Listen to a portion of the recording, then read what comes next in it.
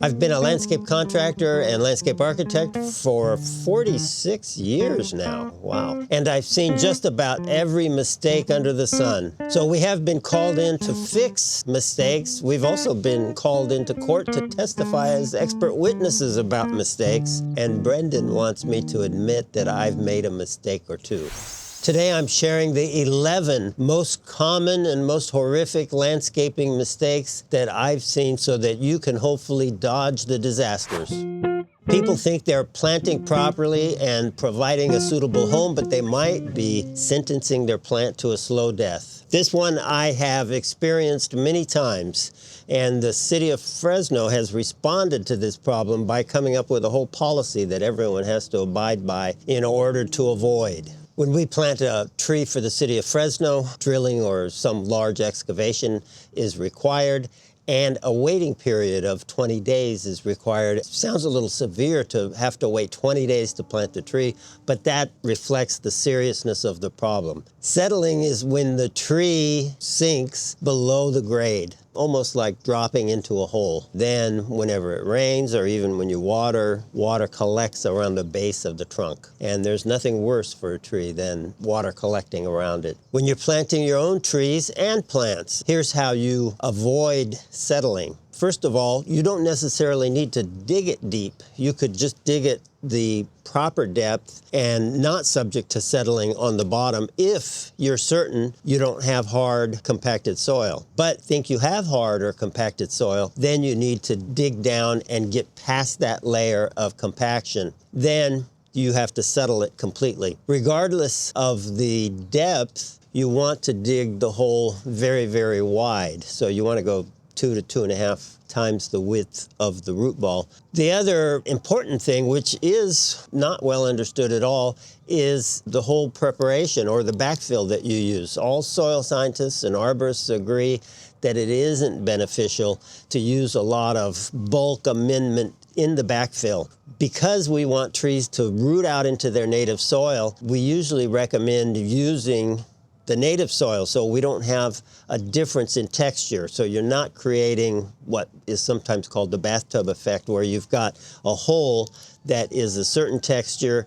and a certain quality of soil, and then you create an interface where that meets up with the native soil, and the plants won't root out into that.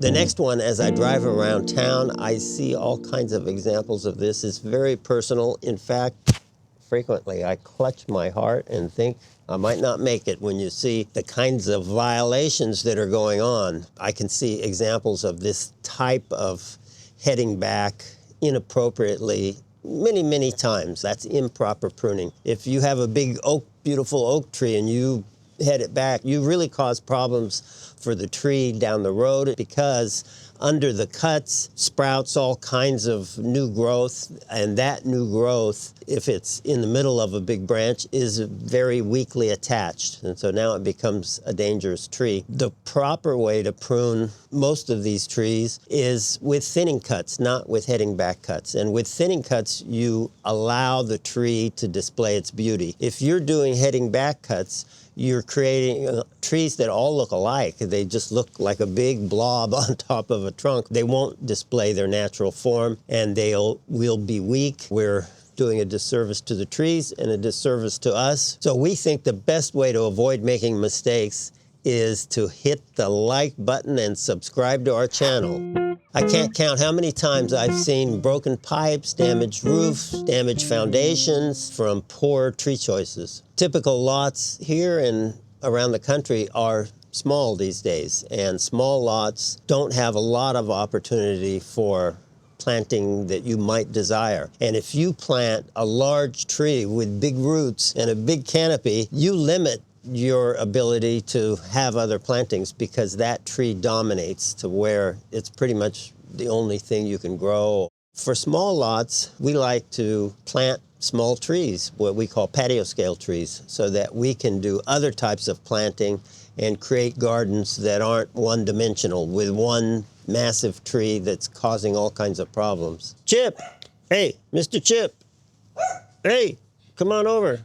Chip arrived, and just in time, because this is one of the problems that he really is sensitive to. You go to the nursery and you see all kinds of plants you like, or you look online and you see all kinds of plants, and you decide to use them all in your yard, and the result is a headache. This is a mistake we see quite a bit, where there is a lack of continuity in the planting and a lack of understanding that the way plants really look the most fantastic is when they are massed. Because if it has a beautiful flower and you see one of them, think of the impact if you see 5 of them all together. We would encourage you to try to err on the side of simplicity rather than err on the side of giving everyone a headache that drives by your house. Go ahead, Chip.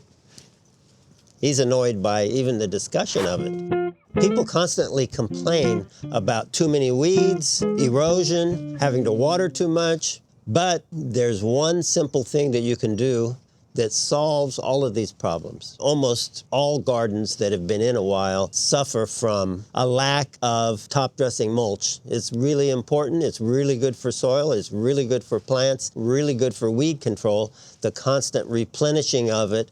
You can actually train your yard to not have weeds if you're generous with top-dressing mulch. And yet, if you tour around your city and look at existing gardens, almost all of them no longer have top-dressing mulch because it's blown away or washed away. But it's something that is really important for the ongoing health of the garden and the ongoing minimization of maintenance. Another added bonus, if you pick the right one, it looks really nice. It looks better than your soil, so it makes it look like you have a rich soil. Having an irrigation system to water your plants and lawn can be a huge time saver, but it needs to be designed and installed properly, because if you don't, your lawn could end up looking like this. Especially hot climates like ours, I see, I would say every day in the summer, problems with the irrigation system. The coverage isn't sufficient, so we're after head-to-head coverage. We don't have head-to-head coverage, so you have dry spots. It's usually the reason behind excessive weeds, disease, poor growth on the plants.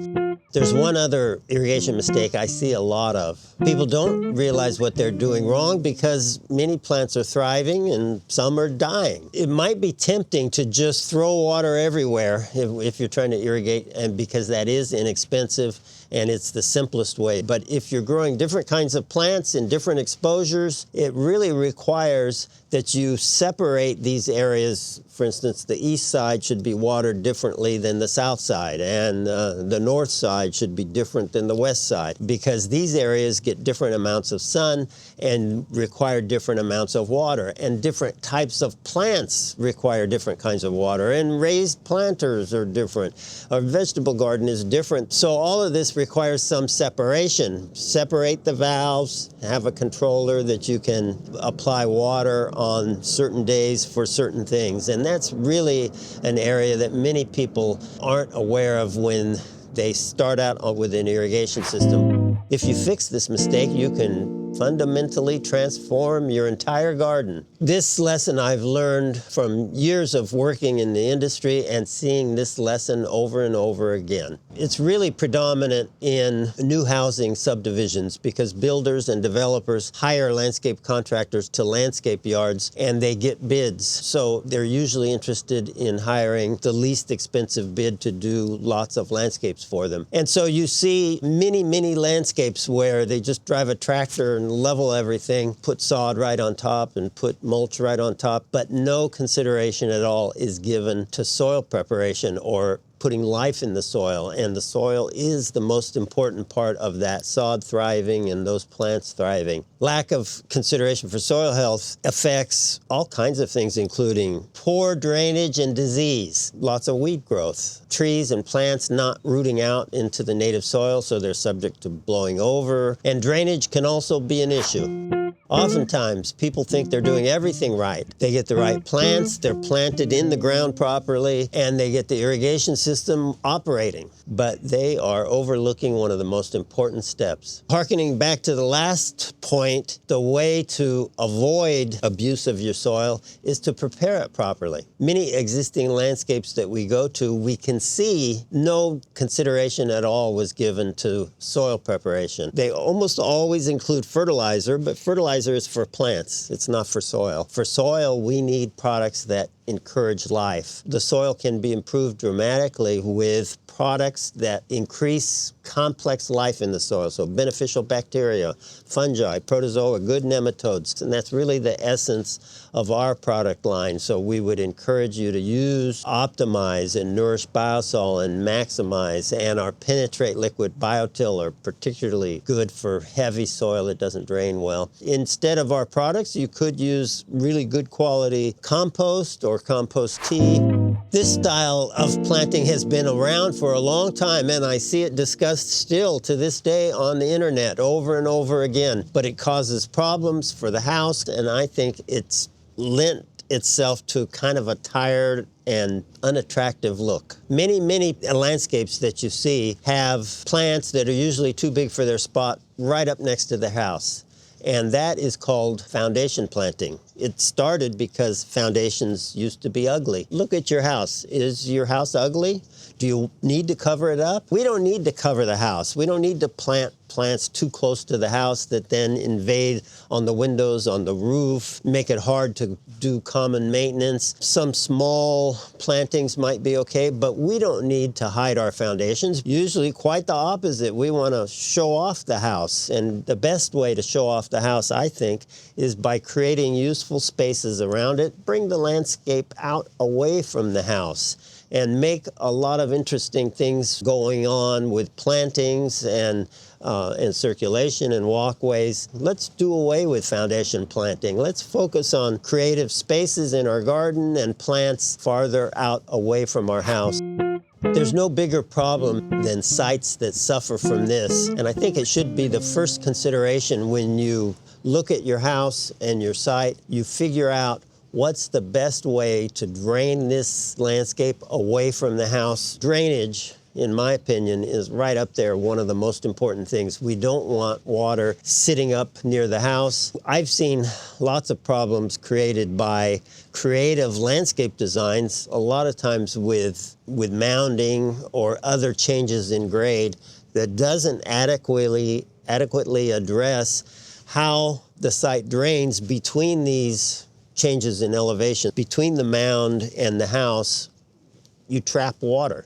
So these are areas that really need to be addressed right from the start. We want to grade this in a way that all the water runs off properly. It would be nice, as part of our landscape plan, to come up with a drainage plan that addresses that right from the start. From there, we can be very creative with a landscape that we know drains effectively. By witnessing these mistakes over the years, I've learned the hard way. But hopefully by sharing them with you, your garden can thrive without these heartaches. If you want to see one of the gardens we designed with all of these in mind, watch this video here.